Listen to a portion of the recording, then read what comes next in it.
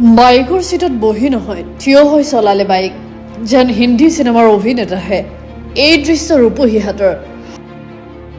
নগাঁৱৰ ৰূপহীহাটত এগৰাকী উদণ্ড যুৱকে ৰাজপথত এনেদৰে চলালে বাইক। এনে উদণ্ড বাইক চালকৰ অটপালিত এতিয়া ৰাজপথলৈ ওলাব ভয় লগা হৈছে সাধাৰণ নাগৰিকৰ। ৰাজ্যিক ঘাইপথত বাইকৰ ওপৰত থিয় হৈ বাইক চলাই সৃষ্টি কৰিলে সন্ত্ৰাসৰ। ব্যস্ততাপূৰ্ণ নগাঁও নলতলী ৰাজ্যিক ঘাইপথৰ ওপৰত এইদৰে ক্ৰিছ চিনেমাৰ অভিনেতা ঋত্বিক ৰোশনৰ দৰে বাইক চলাই সৃষ্টি কৰিলে সন্ত্ৰাসৰ। যিকোনো মুহূৰ্তত দুৰ্ঘটনাত পতিত হৈ নিজৰ লগতে আনৰ জীৱনলৈ ভাবুকি কঢ়িয়াই আনিব পাৰে এই উদণ্ড যুৱকে। এনে উদণ্ড যুৱকৰ বিৰুদ্ধে ৰূপহীহাট আৰক্ষীয়ে কি ব্যৱস্থা গ্ৰহণ কৰে সেয়া হ'ব লক্ষণীয়।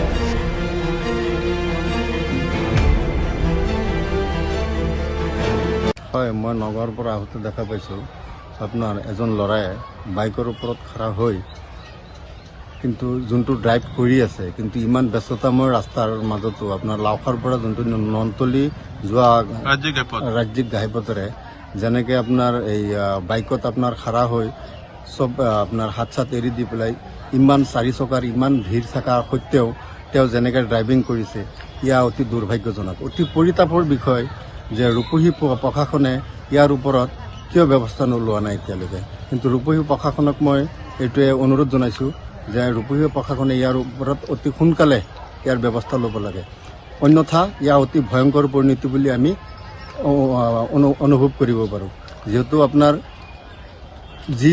যিবোৰ গাড়ী গৈ আছিলে, কিন্তু ইয়াৰ মাজেৰে যিবোৰ কাটাকাটি কৰি যেনেকৈ কাটাকাটি কৰি পেলাই তেওঁ গৈ আছে, কিন্তু যদি দুৰ্ভাগ্যবশতঃ কিবা হয় তেতিয়াহ'লে ইয়াৰ দায়ী কোন হ'ব? কিন্তু প্ৰশাসনে ইয়াৰ ওপৰত অতি সোনকালে ব্যৱস্থা ল'ব লাগে। ৰিলছৰ নামত মানে ভাবিছে যে TRPটো বাঢ়ক, মানে এইটো ছ'চিয়েল মিডিয়াত আপডেট দিয়াৰ লগতে হয়তো তেওঁৰ কিবা এটা তেওঁ নিজে লাভৰ কাৰণে, কিন্তু জানৰ প্ৰতি যে এটা শংকা আছে, কিন্তু তেওঁ সেইখিনি অনুভৱ কৰা নাই। কিন্তু ভাবিছে যে মই এইটো ছ'চিয়েল মিডিয়াত দি পেলাই যদি মই ভিউৱাৰ্ছটো যদি মই বঢ়াব পাৰোঁ, কিন্তু এনেকুৱা ভিউৱাৰ্ছ মানে বঢ়াটোতো আপুনি অতি দুৰ্ভাগ্যজনক কথা। সস্তীয়া জনপ্ৰিয়তা বিচাৰিবৰ কাৰণে তেওঁ মানে আপোনাৰ এনেকুৱা বাইকত যে ঘূৰি আছে, উদ্ভণ্ডালি আৰম্ভ কৰিছে, কিন্তু ইয়াৰ যুৱ প্ৰজন্মৰ বাবে অতি ভয়ংকৰ পৰিণতি বুলি আমি অনুভৱ কৰোঁ।